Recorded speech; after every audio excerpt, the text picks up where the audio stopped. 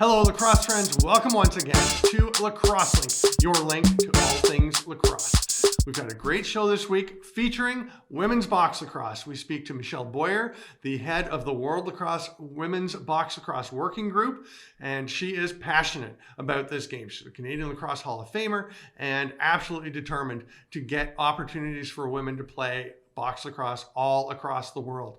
And one of the women who is making that happen locally in San Diego, where she is, and with US Boxla, is Kelsey Cuje. We speak to Kelsey as well. She has played the game, she is coaching the game, she is making things happen in the women's box lacrosse game. So it's the Women's Box episode of Lacrosse Link. Stick around for the rundown at the end of the show, where we touch on some happening topics in the world of lacrosse. This is Lacrosse Link. I'm your host, Steven Stamp. Thanks for being with us.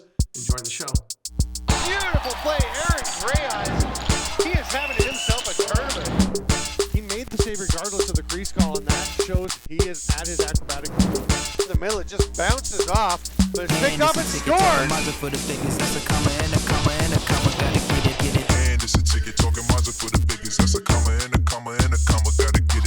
Welcome to Lacrosse Link, Michelle Bowyer, and it is very exciting to have you on. Canadian Lacrosse Hall of Famer, honored in many halls of fame, and the head of the World Lacrosse Women's Box Lacrosse Working Group. You got that right. I was hoping to get everything right. I was waiting for it. A lot going on. You've got a lot happening. I know you have said you're retired from kind of work life, but it doesn't seem like you've slowed down at all. No, I have been getting increasingly busier with all these lacrosse opportunities that have come my way. And so I'm just super excited to come back into the game after a bit of a hiatus and to join the ranks of volunteers helping World Lacrosse get women's box lacrosse on the world stage. And we're going to talk more at another time. We actually, you were an inductee or elected to the Canadian Lacrosse Hall of Fame for 2020. That induction didn't happen, so it is happening this November the 13th. And on Laxbeat, my podcast, we're going to try to have all of the inductees for last year and this year. There's about 16, but I think 14 who are still living. We want to have everyone on Laxbeat. So we'll have you back on. And in that, we're going to talk about your storied career in the sport of lacrosse, and particularly what you did in box lacrosse. But for today, we really want to talk about your role with World Lacrosse and really building the women's box game around the world. And what is the goal? What is happening? And what was the formation of the Women's Box Lacrosse Working Group? So the Women's Box Lacrosse Working Group, we first got rolling back September of last year. And I'd be remiss if I didn't quickly mention all of my my fellow working group members. Quite a diverse group, Stephen. We've got some names that you probably are familiar with. We have Amber Hill, who's of course head coach at Hilbert College, and she has big box lacrosse background, and of course played field at World Championships for the Haudenosaunee a few years back. Tail Solsfeld is in Norway, a field player and some box experience as well. Big proponent of the game over her way. A couple of fellows over in Prague right now, Brian Widmer and Frankišek Klima. So of course they're both involved with the European Federation of Lacrosse. And they're just real big advocates of the women's game. Rachel Valerieri, again, might be a familiar name. Played pro in the men's league box and women's lacrosse field player as well, and also the coach at, I think it's Manhattanville College. And I think last but not least, Dana Dobie, big Canadian field lacrosse star, and of course her roots, like mine, go back to box lacrosse years ago. And there's some great conversations. I know that there was the Canadian Lacrosse Hall of Fame, actually, or was it the BC Hall of Fame, that curated the, I think it was the Canadian Hall, wasn't it? That curated with you and Dana and Troyanne Santos and a young player from BC. I'm sorry, I can't remember her name. really interesting conversation there. And Amanda Mastera had you on doing something with World Lacrosse. So there's a lot of good conversations out there already. But really want to focus today on what the World Group, the Yep. Women's Box Working Group is doing and what some of the goals are. Because I know you expressed in our conversations before this some frustration that women just aren't getting the opportunities to play the box game. And to me, it really struck me. I mentioned you, it feels like a chicken and egg thing because you're saying, well, there's no world championships for women, so nations don't have national teams. And the nations say, well, there's no world championships, Yep. so we don't have teams, but you have to have teams to have a world championship. So how do you address that? Well, I'll use an analogy from the CEO of World Lacrosse. Women's box lacrosse is already behind in the game. The men have had 5 world championships in box lacrosse, and and the women. Well, there's pockets playing out there in Canada and the US, certainly Iroquois, Haudenosaunee, and a few other countries have box up and running. World Lacrosse realized that gender equity was important in terms of the box game. And so they struck this committee, and our focus has been, we've had a couple of things we needed to do ahead of, developing any kind of an event schedule. First, we had to see if there were women and girls out there in the world that actually wanted to play. So early on in the project, as I said, started last September. By December, we had developed a survey, one that was going out to athletes literally all over the world, and another one that was going out to all the NGBs, so all the national governing bodies out there. And at the time, it was 68 that are under World Lacrosse. So we pushed that survey to athletes out on every platform we could possibly use. Every one of us, sort of has our presence in social media. Away it went. And Stephen, we were thrilled. Within a couple of months, we had gotten responses back from close to 1,800 women and girls in 40 countries in the world saying, yes, we would like to play box lacrosse. That's so exciting. And obviously in a lot of places it is opportunity. What are the first steps and where are they heading to get this thing going? So we, through the NGB survey, but also the athlete survey, we were able to identify barriers that exist, not just for the women's game, Stephen, but for the men's game as well. So things like facility access, equipment, resources, adequate coaching, officiating, a lot of things that were barriers. And even more so in the women's game, it seemed that those things were holding countries back from developing programs for women. So one of our big roles has been to develop a report that we've been writing for World Lacrosse for months now. The initial draft has been seen, reviewed by the whole World Lacrosse board, got the big thumbs up, but they want more information. So our task is to try to make recommendations to World Lacrosse. How do we address issues of facility space and access? How do we address, lack of media coverage or just information out there? How do we address equipment in countries, let's just say some of the African countries or, down in Costa Rica? It's not like you can just walk into a store and buy your kit for lacrosse. So how will we tackle some of those issues? And simply, how do we increase participation in a sport that just hasn't had much coverage, and a lot of girls and women just don't know a lot about it? So those are some of the things we're trying to tackle in this big report. Well, we're hoping that things like this, having you on here and spreading the word in this Women's Box episode of Lacrosse Link, can help, and hopefully it gets lots more attention. We're already running out of time. Things go very quickly. We have fairly short windows, but obviously a world championship is something that would go a long way. I know there's work towards it. Any idea when it might happen? So there's a couple things coming up. So World Lacrosse has tentatively put a women's box event of some description. It will either be a showcase event or a full-on world championship. That's tentatively on the event schedule for 2024. the World Lacrosse General Assembly will meet at the end of this month to determine if that's a go or if we're going to hold off for some reason. So we're patiently waiting for that date to roll up. And in the interim, there's a possibility of sort of a preliminary event. We're just testing out the waters with it, but we're hoping to run a small box event for probably for more of a younger age, like a midget age. We're not sure yet.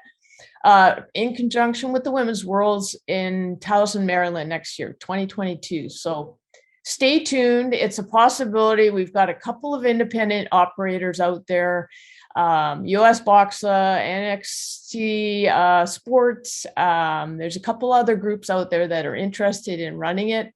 And we're hoping it can fly because it would be a great way to get people's appetites whetted a bit for a 2024 event.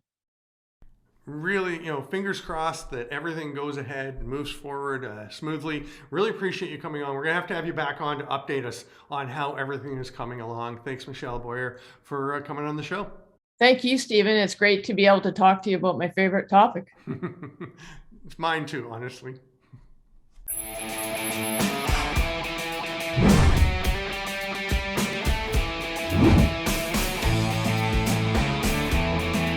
Hi, this is Jaden with Al Anderson Source for Sports. Excited to tell you that we got all our new lacrosse product in for this upcoming season. Whether you're playing box or field, our lacrosse experts are going to make sure we get you into the right equipment to elevate your game. At Al Anderson Source for Sports, we know our stuff. Very pleased to welcome to Lacrosse Link Kelsey Cuje. We're going to get into everything that you've been doing around women's box lacrosse. Welcome to the show.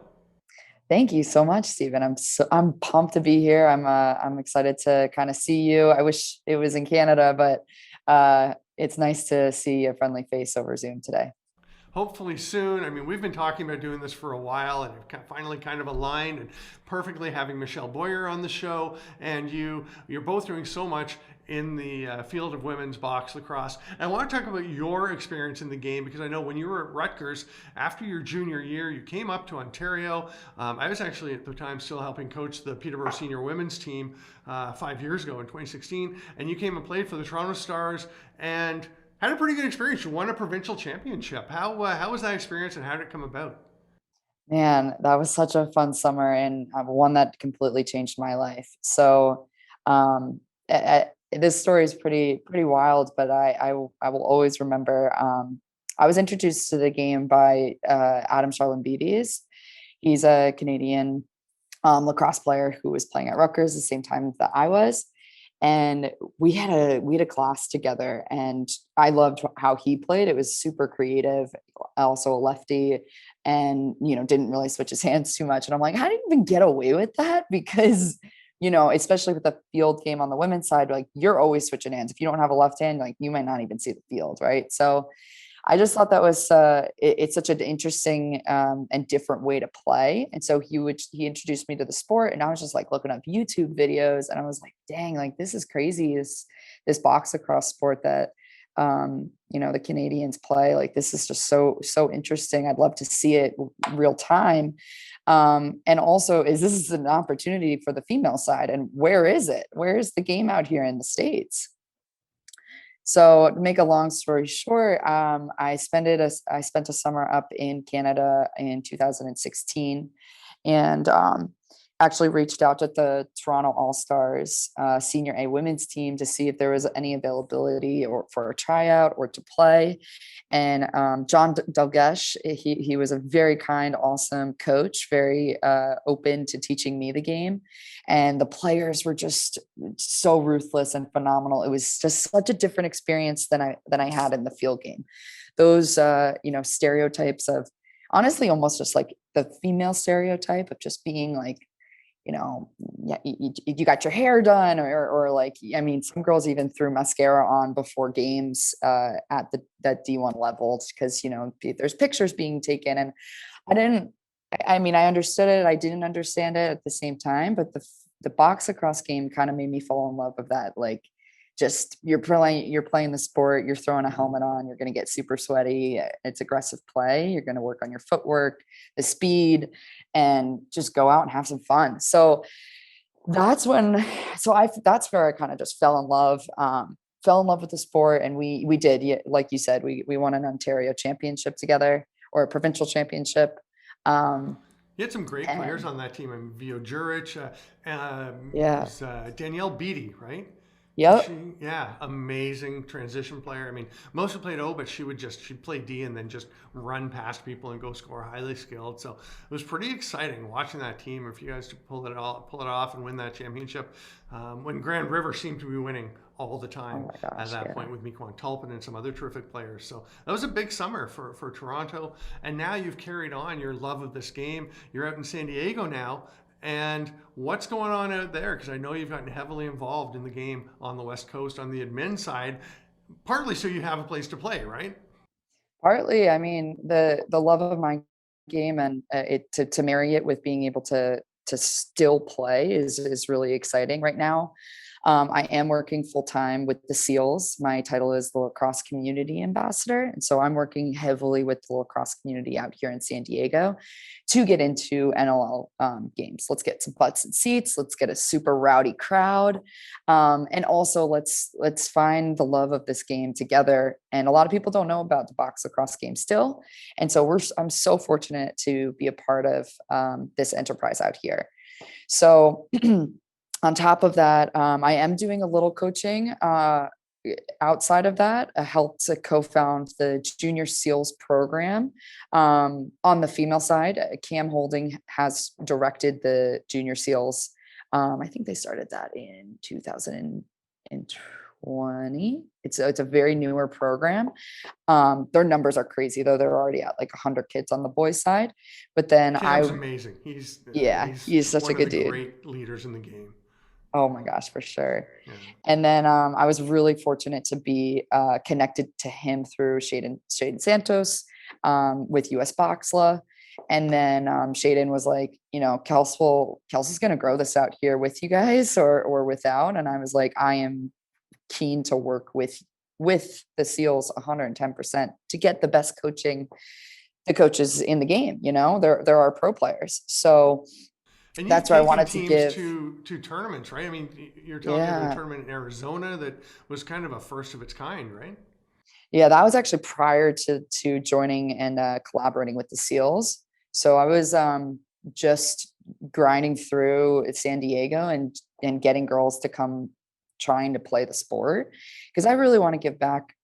I don't want another girl to sit there and try to type in on Google Senior A women's only box lacrosse and not find something, even if it is all the way out in here in San Diego. And what's happening on that side? I know you've hinted to me that about a Yeah. senior women's team. Or okay, so I know we're talking about different avenues, but for the youth to find something, because now there are teams, there's even Denver's popping off, North Cal has teams now, San Diego, and then of course the women's Senior A adult league is definitely fully in the works. So our co-ed box team, so our Senior A adult league right now we are playing pickup every Thursday night, and our numbers are growing every single week. We're having a super fun. I've also opened it up to two males to come help us build a program just to get some numbers so we can play full arena for full field, because sometimes there would be like 6 or 8 of us that show up and we would just be so pooped. We're not going to just run that full in the box. Like that would be just way too much. So, we've had nights that we just play 3v3, we play half court. And then now we have nights we've gotten up to 25 people. But like, it's actually really funny because we're running around, the PB area, Crown Point, downtown, and we've got something to talk about. And we're starting to really create this momentum and pick up people who either played, didn't know that this was out here, or looking for something. So we actually play on Thursday nights. We'll go play pickup. We'll have a ton of fun. And then we actually go to this one restaurant called 710 Karaoke. And one of us has to go up there and sing.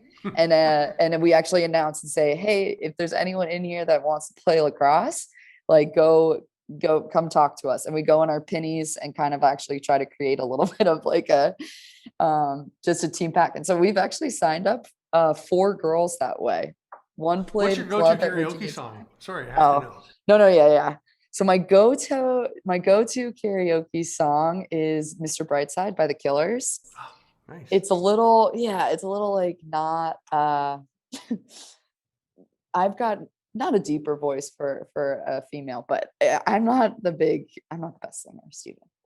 Let's get that straight. So that's kind I of like can't sing, so when we do karaoke, I tend to do or talking to the microphone. Yeah. Yeah, I'll do like Iron Man or but it's pretty fun getting out there. So great to have you on. We're running out of time already. I think it goes really quick. There's so much to talk about. I mean, the international game, I did talk with Michelle about the growth internationally. I know there's a lot happening. You're putting so much into it. Really appreciate what you're doing for the game. Appreciate you coming on, and hope you'll come back and just keep us updated on how things are coming along. Yes. Oh my gosh. Yeah. To leave here, like my dreams are to really bring a USA team or be a part of it with Michelle into Worlds for 2024. And then on top of it, eventually get a team from the States to come up to BC or Toronto and play the Toronto All-Stars and also, beat them. Sounds like great things. And I'm sure, having spoken to you several times about this, I know you're going to make things happen. Michelle's making things happen. It's a pretty exciting time in women's box lacrosse. Kelsey Cuje, thanks so much for coming on Lacrosse Link. Oh my gosh, Stephen, anytime. Thank you. Can't wait to come back again.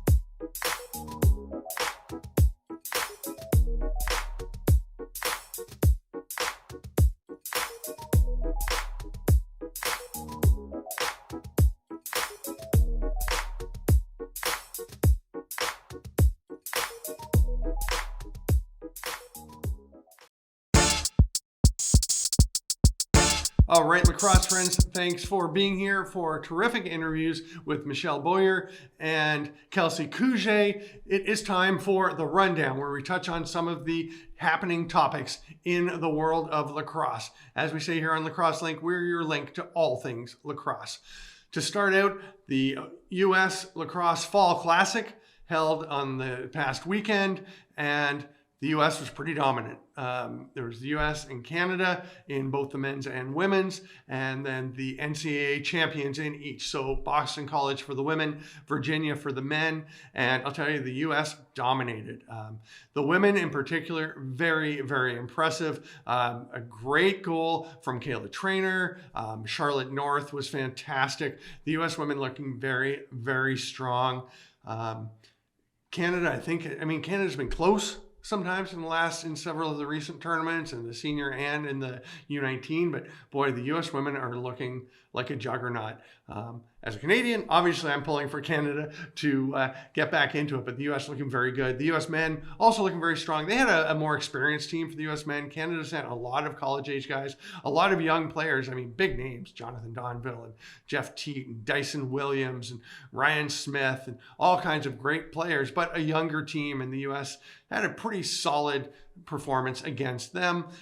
Virginia was in there. They're a good team. The U.S. actually had a bit more of a tight battle with them. You can check that all the information about that at the US Fall Classic site. They've got the info there. The streams are available to watch on archive, so you can see all of the games.